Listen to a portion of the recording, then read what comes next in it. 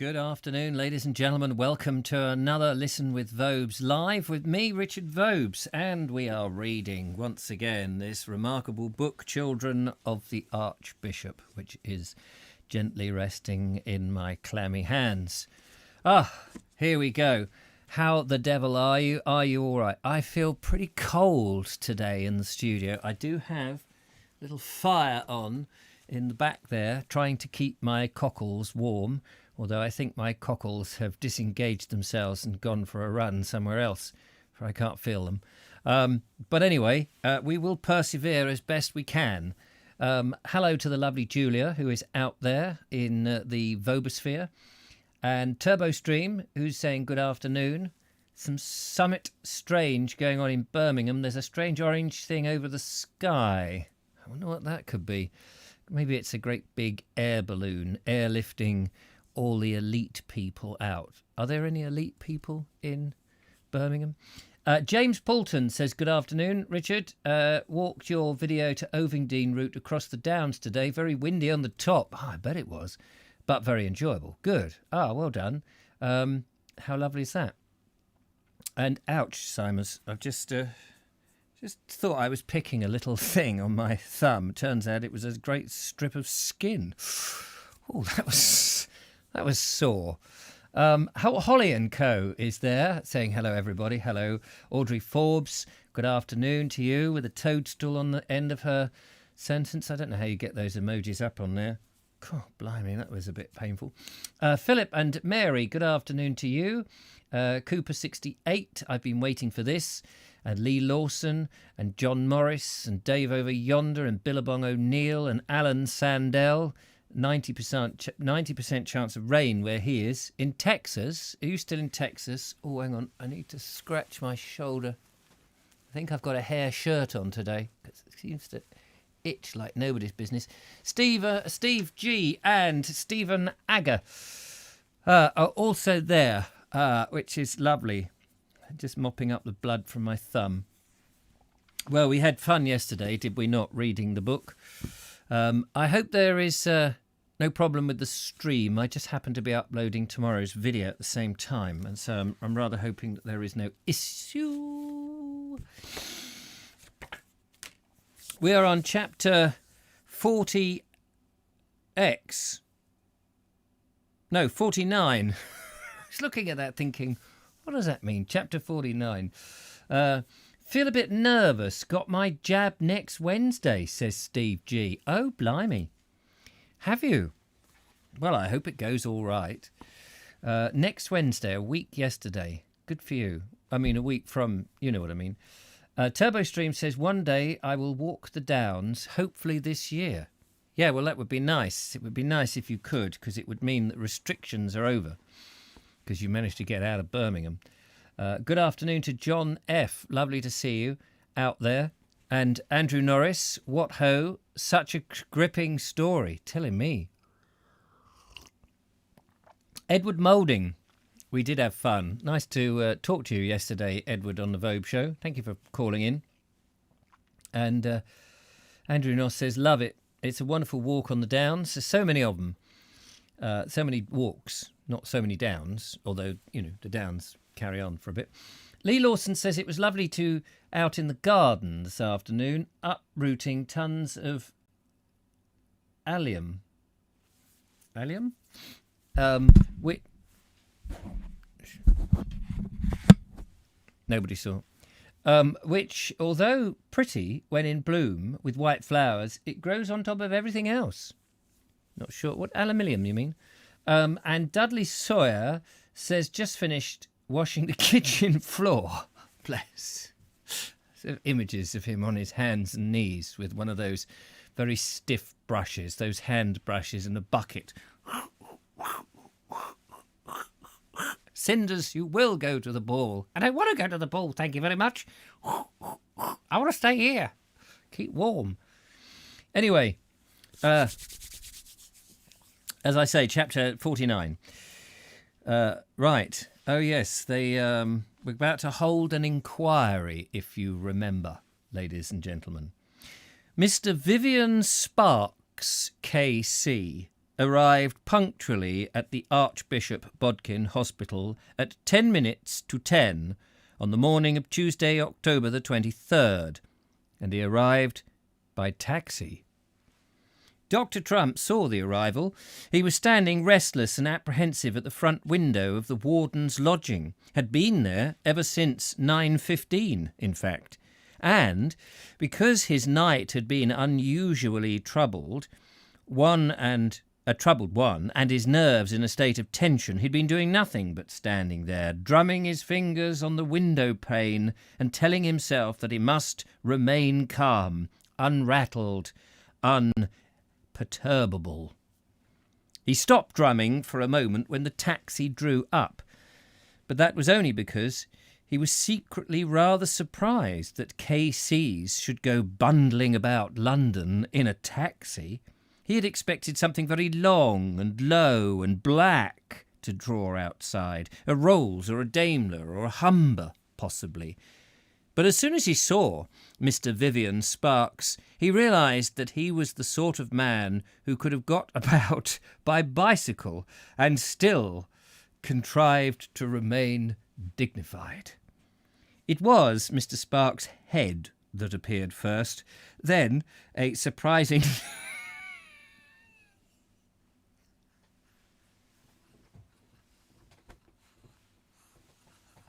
I must have a very vivid imagination. I just find his turn of phrase so astonishingly humorous. It was Mr. Sparks' head that appeared first, then, a surprisingly long time afterwards, a thin sloping shoulders, and after a further pause, a high narrow waist came into view. Mr. Sparks was evidently a tall man. Mr. Trump felt that at least he had established that much. It was then that Dr. Trump noticed Mr. Sparks' stoop. But no, stoop wasn't the right word for it. A leaning forward, rather, on the end of the long, flamingo-like neck. The head came pushing to the front, as though for some reason it wanted to get there quickly. Dr. Trump could not see his face at the time, for as soon as Mr. Sparks turned and came forward, the top of the Archbishop Bodkin wall cut Mr. Sparks clean off from him. But later that same morning, Dr. Trump got to know the face, and he regarded it at close quarters. And as he regarded it at close quarters, Dr. Trump understood why it was the neck was unusually drawn out that way. One glimpse at the face was sufficient to show that it would have drawn a coal cart, let alone a neck, if it happened to be attached behind it.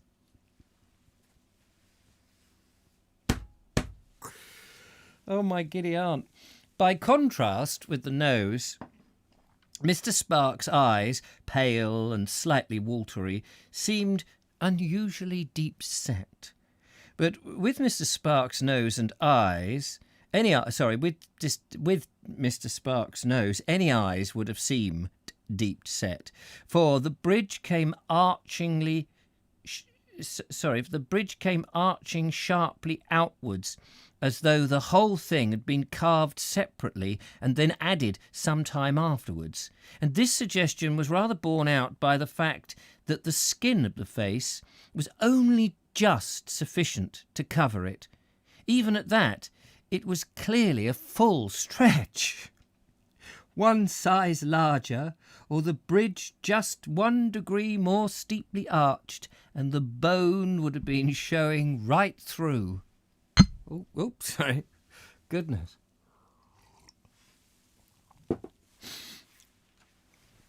Oh, I'm more itchy now. Somebody let fleas off in here. Ooh. It's just chilly. It's just chilly. I feel very chilly. It was the boardroom that had been set aside for the inquiry, and as Dr. Trump entered, it seemed to him unreal and somewhat nightmarish to see Mr. Sparks installed in Dame Eleanor's chair. But every everything about the room was unreal or nightmarish this morning. A little clerk, followed from the Home Office, was sitting cocky as a robin in Dr. Trump's own chair, and a strange, frowning stenographer, her pencil at the ready, was perched on the edge of the seat where Miss Prynne should have been. The place reserved for Mr. Trump was at the far end, the bottom end, and at the sight of it he shuddered. It was the place normally reserved for people like Miss Britt or Mrs. Gurge, the laundry superintendent, when they were summoned in person for their half-yearly reports. But what was worse still was to think how else the place was going to be occupied later. Mr. Vivian Sparks would see merely a procession of faces, with Dr. Trump's as one of them. Sorry, I haven't really started terribly well with my reading today. Poor unfortunate devil. Yes, absolutely.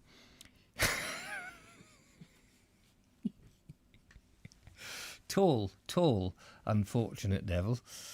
Already Mr. Sparks had risen. With his head and shoulders extended, he was more than ever like a flamingo by now, and he was waving a long, thin foot. No, how silly of me. Dr. Trump corrected himself. It's a hand, not a foot, that he is holding out, inviting him to be seated.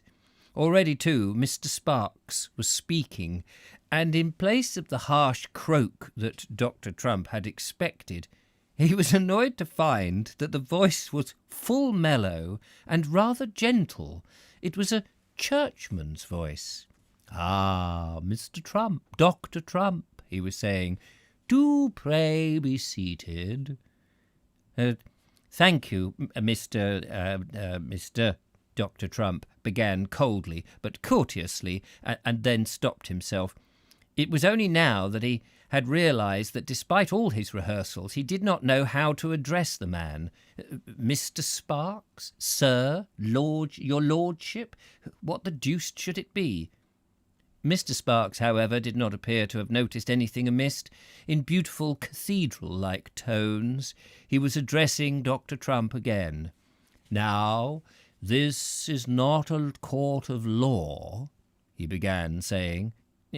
Quite so," Dr. Trump interrupted him. "It is an inquiry instituted by the Home Secretary." "Yes, quite so," Dr. Trump said again. "With the powers to invite witnesses, but not subpoena them." Mr. Sparks paused, and Dr. Trump attempted something in the way of a friendly and understanding smile that he hoped would serve to bridge the great gulf of polished pine, and still greater gulf between witness and investigator that at the moment divided them. Mr. Sparks, however, ignored him. "You will not be called upon to speak on oath," he continued. Here Dr. Trump braced himself. He wished Mr. Sparks to know from the very outset the manner of the man with whom he was dealing. "I always speak on oath," he said. "That is to say, the force of my words is the same as if I was speaking on oath," he corrected himself. I mean, I always speak the truth." The two pale eyes of Mr. Vivian Sparks fixed themselves unwaveringly upon the warden. "It would never have occurred to me to think otherwise," he replied. "My object in reminding witnesses that they are not upon oath is merely to reassure any that may need such reassurance. In the event of error, they cannot be committed for perjury." Dr. Trump braced himself again. "And if I choose," he said, "and I'm free to refuse, and if I choose," he said, "am I free to refuse altogether to answer any question?" "Quite free," Mr. Sparks told him. "The choice is yours entirely." He paused. Your refusal would, however, be noted. That is something I could not prevent." Dr. Trump's eyebrows contracted violently, and his breathing suddenly became flute-like. I asked only in the spirit of seeking information," he explained. "And it was in the same spirit that I give my answer," Mr. Vivian Sparks assured him. They were getting on a bit faster by now. Mr. Sparks, after the whole battery of questions that seemed impertinent and meaningless to Dr. Trump, was now devoting himself exclusively to Ginger. "You are a believer in corporal punishment, Dr. Trump?" he asked blandly.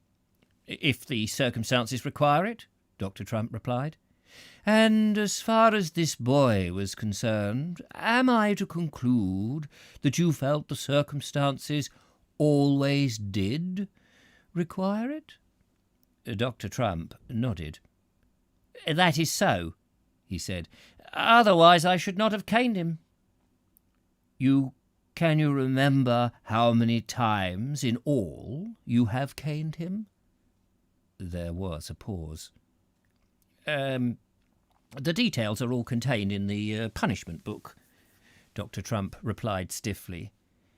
It seemed at that moment as though Mr. Sparks's neck had suddenly... It seemed at that moment that Mr. Sparks's neck had suddenly become several feet longer. The pale, watery eyes were quite close to Dr. Trump's now, and they were staring into his. "I am aware that the details are all there," Mr. Sparks told him. "I have examined them myself, but what I am asking you is whether you can remember." Dr. Trump felt himself sweating. This was dreadful, perfectly dreadful. Of course he couldn't remember. There had been so many more important things to think about. But how could Dr. Vivian Sparks really possibly be expected to understand that? He might even attribute Dr. Trump's ignorance to mere callousness. I haven't the total in my head, if that's what you mean," he replied, rather sulkily. He looked away as he said it, and saw the frowning stenographer frowning even harder and scribbling down his words after him. That is exactly what I... Sorry. Yes, that is exactly what I do mean," Mr. Sparks told him. "So perhaps I could refresh your memory for you." "Yes, thank you," Dr. Trump replied. Mr. Sparks paused. "Would it surprise you," he asked, "to know that you have apparently chastised this boy upon as many as 17 different occasions?" Would it surprise him? Was there a catch in this of some kind? Dr. Trump wondered. Remembering the stenographer, he would say yes or no. What should he say? Yes, he replied at last. "Oh, it would surprise you," Dr. Sparks repeated, still in the same placid voice, as though he himself had never been surprised by anything.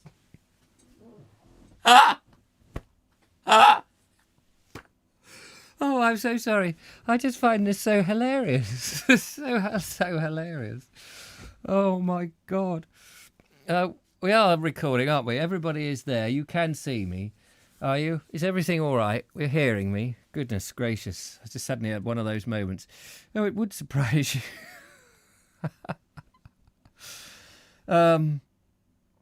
Right. Yes.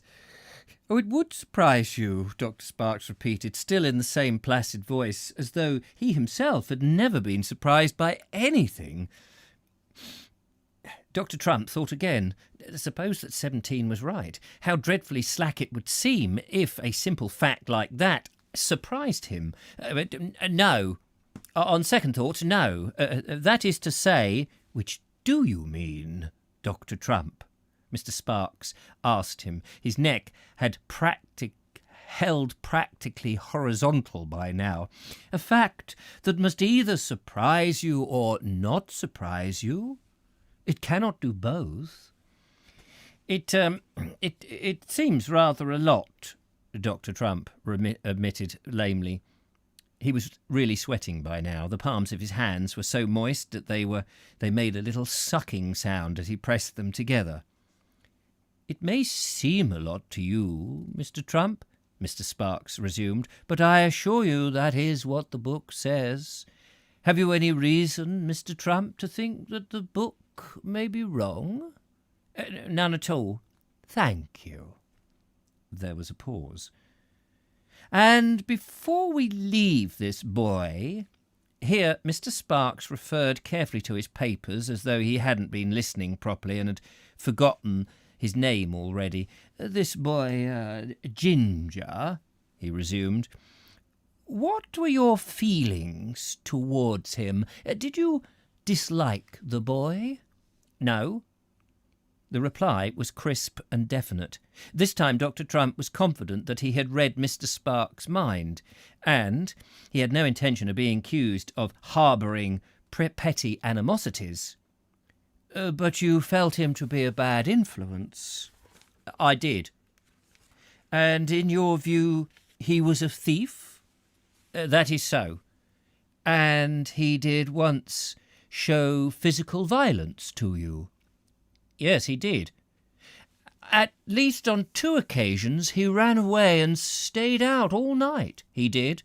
"And he illicitly associated with this girl—" this again a quick glance at the papers— "this girl, Sweetie?" "I agree." Mr. Sparks' neck slowly withdrew itself. He appeared temporarily to be resting. At any moment now it seemed that he might be going to die. It seemed at any moment he might be able to tuck his head out of sight somewhere under his wing and go clean off to sleep. I'm sorry, I'm ruining it for you. It's like a swan, isn't he? Or a flamingo, I suppose. At any moment now it seemed that he might be going to tuck his head out of sight somewhere underneath his wing and go clean off to sleep in front of them. But instead of that, he addressed Dr. Trump again. "And even though you felt him to be a bad influence, and a thief, and physically violent, and a fugitive, and a forbidden associate with the other sex still under age, nevertheless you still did not dislike him?" "Yes, that's difficult to answer." The neck had come out again by now. The whole extent of it had shot right forward like a snake. "But you have already answered it, Dr. Trump. You said no." "I meant personally." Mr. Sparks nodded. "I meant personally too," he replied. There was perspiration on the back of Dr. Trump's hands as well as on his palms by now. Small beads of it were visibly clinging to them. "In himself, he's a good boy," Dr. Trump explained desperately. "But bad, that is to say, underneath the badness there was some good. It was the goodness I was trying to bring to the surface." "By caning him?" "If necessary, yes, by caning." "And do you feel satisfied with the result, Dr. Trump?" "I do. I mean, no, I don't. That is to say... ...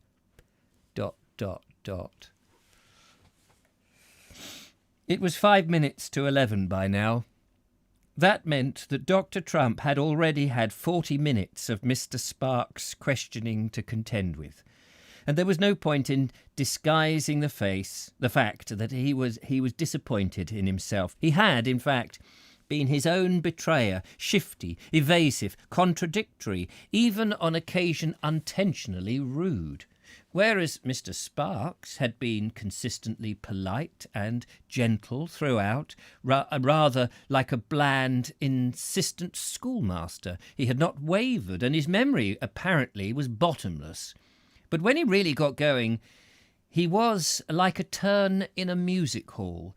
He was able, a full half-hour afterwards, to repeat word for word exactly what Dr. Trump had said, even after Dr. Trump himself had long forgotten it. It was the matter of Sweetie that they had got to by now. And so you decided to lock her up for the night in a room by herself, Mr. Sparks had just repeated after him. That is so. It was a rather unusual punishment, was it not? I wish the punishment to fit the crime, Dr. Trump replied severely. And you felt confident that you could handle the situation. I did. And could you? Dr. Trump recovered some of his earlier spirit. I don't understand you, sir. Then I will try and make myself clearer, Mr. Sparks volunteered. Did you persist in this punishment, this imprisonment, or did you end it summarily? I ended it. Why? I felt that it had gone on long enough. Long enough for what? For the child's good. You mean that longer might have done her harm? Possibly. These timings must be very difficult to calculate, are they not? Very. And you were not influenced by the views of other people who may not have agreed with your treatment? No. But there were those people, weren't there? There were. How many? 2 or 3? Anyone in particular? One of the ward maids. Dr. Trump's lips tightened as he remembered the incident. You mean this woman, a quick glance at his notes. This woman, Margaret. Dr. Trump started. So that was known, was it? Evidently people had been talking.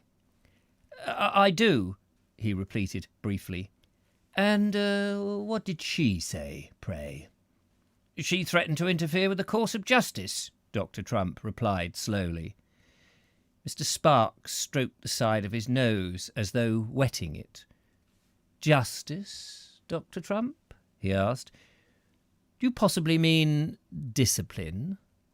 I do. I mean orders, my orders. Thank you, Dr. Trump.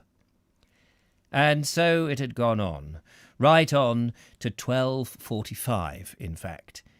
In the result, Dr. Trump was so exhausted when he came away that he accepted the glass of sherry that his mother-in-law offered him. Poor bugger. Mr. Sparks, however, did not seem to be susceptible to either exhaustion or hunger. He went straight on with the other witnesses until nearly 1:30, and then, after a bun, left merely with the mark of nibblings around the edges and a cup of coffee only half drunk. He resumed at 2:00 sharp. Annie was the first witness, and she had been looking forward to this opportunity. She was determined to give all she had. Cruel, that's what it was, sir, cruel. Did you see the child? Mr. Sparks inquired. Was she crying? She was too frightened, sir. Her little face was all rigid like a board. Where were you when you saw her? I was in the kitchen, sir. Then you didn't see her? No, sir, but I heard. What did you hear? I heard the screams. Loud screams? Terrible, sir. You're quite sure you heard them? Almost sure, sir. Mr. Sparks stroked his long nose. And has Dr. Trump ever been cruel to you, personally? Oh, yes, sir. In what way? Annie blushed.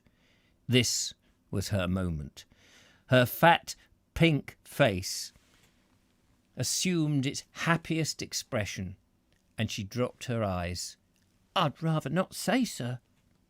It was, however, Margaret's evidence that was the most remarkable. Mr. Sparks had questioned her for quite a long time, and with his neck withdrawn to the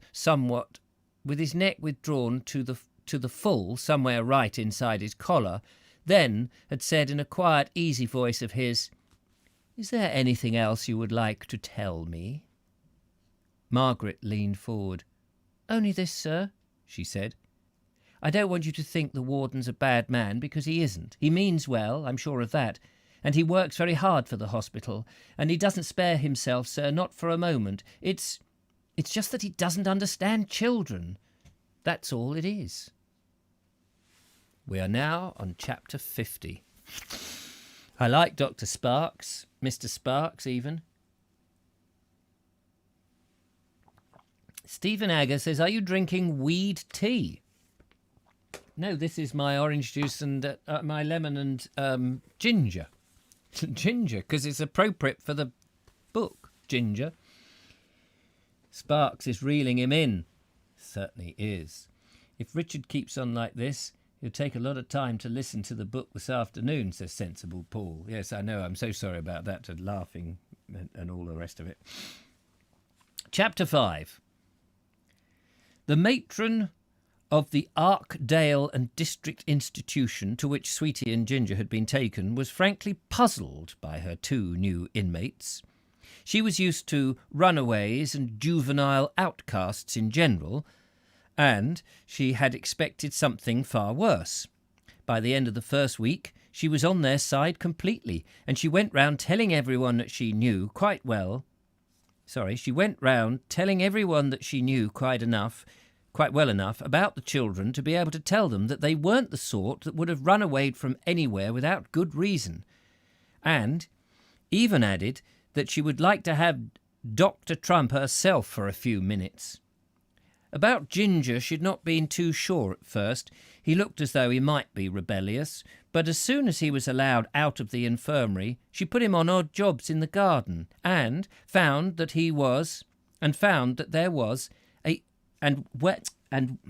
he found that there was a motor mower for the large front lawn, he settled down immediately. Ginger and the motor mower came together like plutonic souls. And by the time he left, the approach to the Arkdale Institution was like a piece of worn-down billiard baize.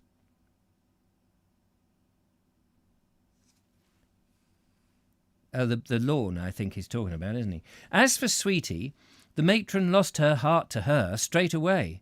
She thought she was lovely, and lovely in a more delicate, fragile way than the big-boned northern girls to whom she was accustomed. Admittedly, it was probably Sweetie's big, dark eyes that won her. Sweetie's eyes usually had that sort of affection on people when they met her for the first time. But there was also the fact that the matron felt sorry for her. The child was so obviously miserable, and the wound in her foot turned out to be worse than a doctor had expected. More than a fortnight after she'd been delivered at the Arkdale and District, she was still going round in a wheelchair with her bandaged leg stuck out in front of her on the ankle board. That was why the matron was so glad that Margaret was still up there in Arkdale with them. She had taken a room somewhere in the village and practically had the run of the institution by now. The matron didn't even know how Sweetie could have got along without her. The effect on Sweetie of Margaret's arrival at the institution had certainly been remarkable. When Sweetie had first been brought there in the police ambulance, she had been more dead than alive, and what's more, she had persisted in saying that she actually wanted to be dead. There was even quite a lot of unaccountable nonsense about having tried to die. It was the appearance of Margaret that changed all that. As soon as Sweetie saw her, she held out her arms like a 7-year-old and then burst into tears. Like all sensible women, the matron was a great believer in tears. She knew that Sweetie would be all the better for them. What she did not know was how much better. Before the week was out, Sweetie had recovered sufficiently to be able to persuade the matron to allow her to see Ginger. It was rather an awkward interview when it finally was arranged. Sweetie with her bad foot stuck out on the ankle board, and Ginger standing stubbornly in front of the two of them and trying not to appear embarrassed. Ginger only looked at Sweetie twice, the matron noticed. Only when he came in and then on the way out. The rest of the time he seemed to be staring mostly at the bandaged foot. But it was very different with Sweetie. She didn't take her eyes off him for a single minute. Just sat there, staring. She even swung her chair round so that she could get the last glimpse of him as he went back through the door. It was some time before the matron understood, and, when she did, the truth came to her with a sense of shock. "Good gracious," she told herself, "I do declare the child's in love with him." And naturally, after that, she wouldn't hear of any further meetings. Not that there really would have been time for any of them, because Sweetie and Ginger were suddenly sent for. The wheels that go round inside the machinery of the children's courts started turning, and the law was now ready for them. What was more, the law was taking the whole thing pretty seriously. There were to be no combined outings this time. Ginger was fixed up to go to a boys' remand home at Mill Hill, and Sweetie was booked for an institution at Blackheath. There was to be practically the whole width of London between the two of them. They travelled down to London in separate trains, with Margaret following by the 4:45, and the matron regretted that it was over. Sweetie and Ginger had been about the most exciting thing that had ever happened to them in Archidale. As for Margaret, the matron told her to her face that she was sorry she was going. She could have done with her, and 2 or 3 more like her, at the Archidale and district, and if at any time Margaret felt like returning, she had, as the matron told her, only to say so. But Margaret had no thought of going back there, or back to the Archbishop Bodkin Hospital, for that matter. Hadn't got anywhere at all to go to now, in fact. Sweetie's destination had been kept secret. The matron herself didn't know where they were taking her, and when Margaret said goodbye to Sweetie up at Arkindale, it was like losing her forever. She hadn't even got the money to go searching. When she had settled for her room at Arkindale, she only had 23 shillings left in her handbag. "I have to find some work," she thought anxiously. "I must have some money to find for when I find Sweetie again." The one thought of finding Sweetie now filled her whole mind. "They've taken her away from me, and I've got to find her. I have got to get her back somehow." She was sitting upright and rigid in the corner of the compartment. A rather shabby figure in his old blue coat and hat with a cheap ornament was opposite. What? Oh, sorry. She was sitting upright and rigid in the corner of the compartment, a rather shabby figure in an old blue coat and a hat with a cheap ornament. Her hands were clasped tightly together in her lap. The other passengers were reading, dozing, or looking out of the window. But Margaret did not appear to be aware of any of them. Her thoughts were running in the rhyme of the train wheels. "I've got to find her, got to find her, I've got to find her, I've got to find her," she was saying. Diddly-dum, diddly-dee, diddly-dum, diddly-dee. And when she reached London, her mind was already made up. All the way down in the train she'd been thinking about it. It seemed her last hope of discovering Sweetie. "I'm going back to Dame Eleanor," she told herself. "She's the only one who can help me, and she's got to do it. She's got to help me get Sweetie back again." It seemed strange, going again up the long drive of the Cedars, and stranger still having to ring to be let in. "You can go up now," she heard the housekeeper saying to her at last. "But don't say anything to worry her. You can see she isn't well." The words came to her dimly, and as she began to go up the broad staircase, she realised just how tired she was. She had not eaten all day, and she was trembling. She could not afford to be weak now, though. However, everything depended on being stronger than Dame Eleanor. Then, as soon as she went inside the room, she began to doubt herself, for Dame Eleanor looked so old. It was as though abruptly she had ceased even pretending that she was still only middle-aged. "I should never have left her," she began telling herself. "Not like this, not old the way she is." And at that moment Dame Eleanor began speaking. "Did they send for you?" she asked. "I've been telling them to." There was something helpless and pathetic about the question. That wasn't the Dame Eleanor that Margaret knew. "I came myself," she said. "I wanted to see you." Dame Eleanor smiled. "I'm glad. I need you here. You mustn't go away ever again. I want someone who understands and how to look after me." Dame Eleanor looked very different now. Margaret had waited on her, brushing out her hair and rebraided it into 2 thin plaits, smoothing the pillows, rebuttoning the bed jackets and straightening the eider down. And then she drew herself up. "I want to ask you something," she began. "What is it?" "It's about Sweetie." But Dame Eleanor only shook her head. "Don't you bother yourself about Sweetie," she said. "They'll look after her. She's going to an approved school, all right. They'll find something for her." "But Sweetie mustn't go to an approved school," Margaret said suddenly, as though the words had been lurking there in her mind all that time. "She mustn't." Dame Eleanor gave a little gesture of irritation. This wasn't what she expected. "Well, what do you want me to do?" she asked. "I want you to let me have her here," Margaret began slowly. And then, before Dame Eleanor could reply, she went on quickly. "She would be no trouble for you. Really she wouldn't. I'll see to that. And she'd grow up a good girl with me looking after her. I promise she would. If I had her to myself, I could manage her. I know I could." Dame Eleanor arched out her neck from among the pillows that Margaret had arranged for her. "Out of the question," she said. "I wouldn't hear of it. Simply wouldn't hear of it." She paused. "Why don't you get married yourself and stop bothering about other people's children?" She reached out for a glass of water as she finished, and Margaret rose and put it into her hand. When Dame Eleanor had drunk, Margaret took the glass from her and put it back again.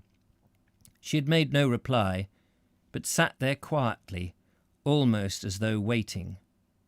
And after a moment, Dame Eleanor spoke again, but her voice was fainter, the mere shadow of the voice that Margaret remembered. "Just stay with me, dear," she said. "Put the other idea out of your head and look after me instead. I'll make it worth your while. You need never worry about anything again. Be sensible. We aren't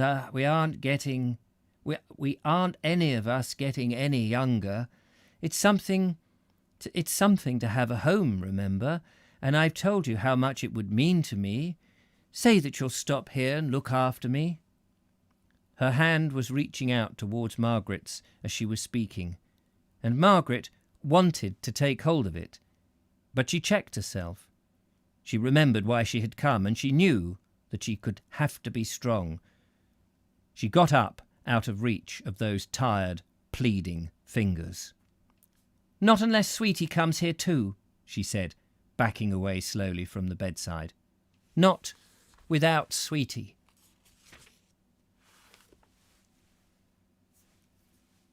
We are on chapter 51. That isn't tears I was taking out of my eyes, by the way. Richard, your voice has sent the cat into a deep sleep. Thanks. Thanks very much.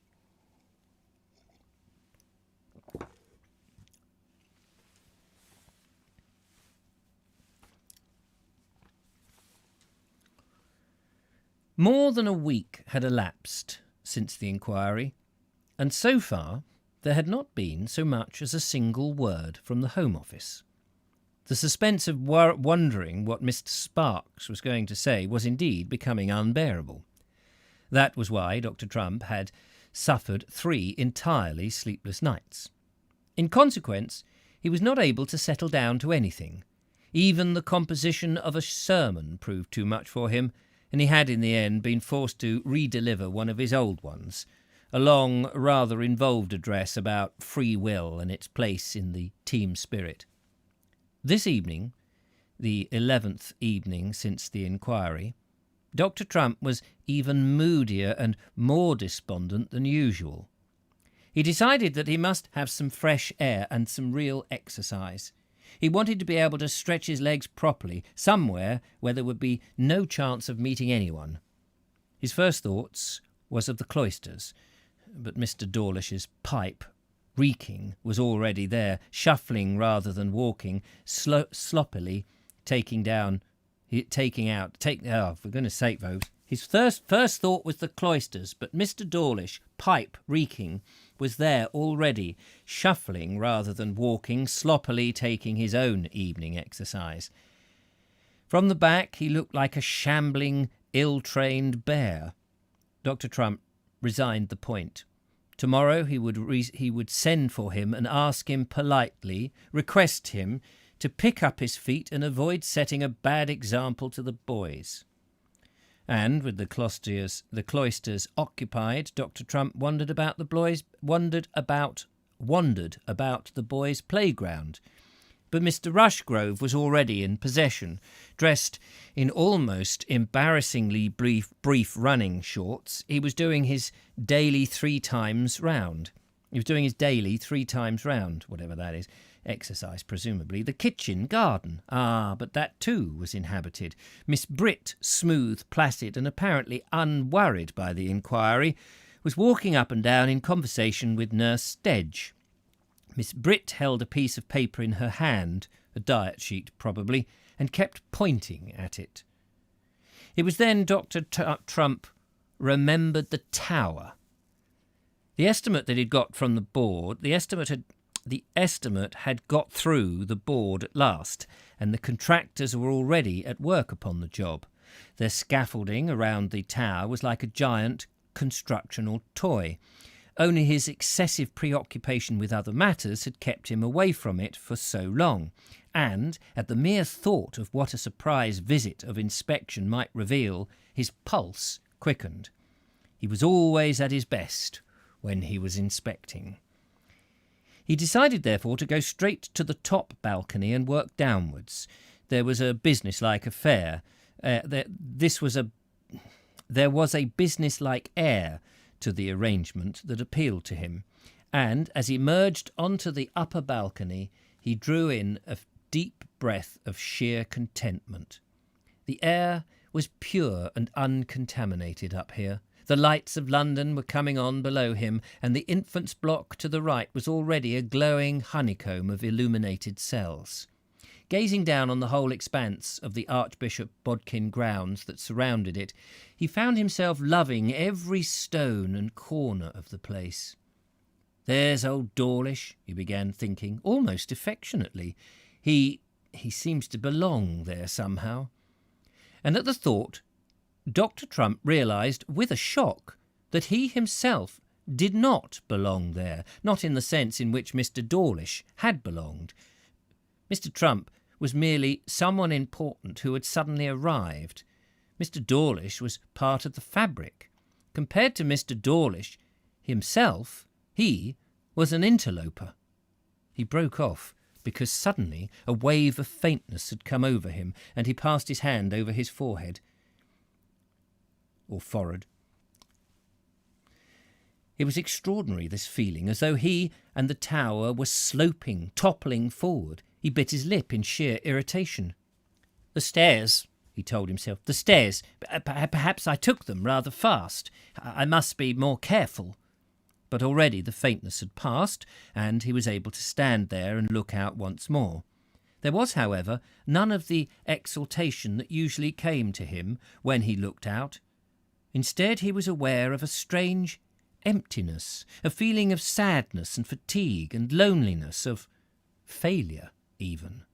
"But this is absurd," he told himself hurriedly. "How can I possibly think of myself as having failed? Why, the laundry alone, and this very tower I'm standing in. It must be simply that I'm tired. I've been overworking. Perhaps I need a holiday." The vague sensation of faintness, of standing on a gently rocking tower, had returned to him, and he looked round for somewhere to sit. There was a pile of planking left there by the contractors, and Dr. Trump made his way towards it. When he reached it, he sat with his head bowed inside his hands, almost as though he were praying. But they were thoughts, not prayers that kept passing across his mind, the same miserable, disturbing thoughts that had been tormenting him for the past week. Only now they came tumbling out with nothing to stop them. Dr. Trump at that moment was ready to believe almost anything about himself. "Perhaps I am to blame," he began. "Perhaps if I'd been gentler with Sweetie or Ginger, they would never have run away. But it wasn't only those two, was it? It was worse than that, far worse. There was that Miss Wynne, the one who'd lost her mother. I should never have sent her off like that, not in the circumstances. And Jeffcote, poor old Jeffcote. I wonder what's become of him. His eyesight was failing. He was practically blind, I remember. It may have killed him. And Margaret. After all, she only did what she thought was best. She's a good person, is Margaret. I think I was in love with her once." The direction in which his thoughts carried amazed him. It seemed that everything that he had been suppressing for years was bubbling up to the surface and exploding in his face. He was aware now that he was shivering. It was always cold on the top of the tower, and tonight it suddenly seemed arctic. His hands were numb and his knees were beginning to knock together. "Oh, I must go down," he told himself. "I've stayed up here too long, up here, early to bed, but if only I could sleep." But when he rose, the sensation of giddiness came over him again. He had to clutch at the ornamental iron railing to support himself. He now felt sick as well as faint. "I'm ill," he said miserably. "Really ill. I need a doctor." The return journey down the tower took Dr. Trump over 10 minutes. He had to cling on to the rail all the way, and whatever pieces of botched joinery or slipshod craftsmanship there were to find, they escaped him. When he reached the door, it was only the crossbar that prevented him from falling. He stood there, swaying, his fingers fixed on the Victorian waxed oak. The cloisters stretched ahead of him, wide and empty and forbidding. So long as this feeling of faintness remained, he realised that he could not possibly attempt to cross it. He might do something unseemingly like collapse, and he might have to be carried to his lodgings by Sergeant Chiswick. Then he saw Mr. Dawlish approaching, and he realised that he would have to sink his pride. "Dawlish!" he said, in a thin, strained voice, quite unlike his own natural rasping one. "Dawlish! I'm unwell. I need your assistance." That was the last that Dr. Trump remembered, until he was aware that he was halfway up the stairs with Mr. Dawlish, nearly purple in the face, and Miss Warple, similarly flushed but obviously delighted by her own importance, her necessariness, attempting to make a bundle of his legs. And we have come to the end of that chapter, and we are on chapter 52. But it is 10:02, and probably not time. I think I'm going to leave it. We have, where is it today? Wednesday. Is it Thursday today? Yes, it's Thursday. Oh, I don't think we'll get through this on Friday, will we? We're very close. I think we might finish this on Monday or Tuesday for sure. Dear, oh dear, there's only a little bit to go, but probably another session. It's Friday tomorrow, isn't it? Is it Friday tomorrow? Blimey, where did the week go to? Every word superbly delivered. Well, I was a bit stumbly today. I think yesterday I did so much better. But thank you. I appreciate that. Oh no, cliffhanger alert. Yes, he's collapsed. I thought for a moment he was going to throw himself or tumble off the top of the tower, but hey-ho.